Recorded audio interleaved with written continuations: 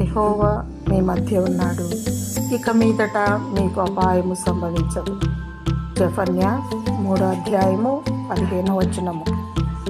ఎక్కడైతే 2-3 ఉంటారో అక్కడ వారి మధ్యలో నేను ఉంటాను అని అన్నాడు దేవుడు. మన హృదయంలో కూడా దేవుడు నివసిస్తాడు. పరిశుద్ధత, నీతి, పవిత్రత, యథార్థత, మంచి మనసు, త్యాగ జీవితాన్ని ఆయన కోరుకుంటాడు. హృదయంలో దేవుడు ఉంటే ఏదీ సంభవించదు. ఒకవేళ ఏదైనా విపత్తు జరిగినా దేవుడు కాపాడుతాడు. తన కౌగిలిలో, తన రెక్కల చాటున నిన్ను భద్రపరుస్తాడు. ఏ అపాయము, కీడు సంభవించకుండా దేవుడు నిన్ను నిత్యము కాపాడునుగాక. ఆమేన్.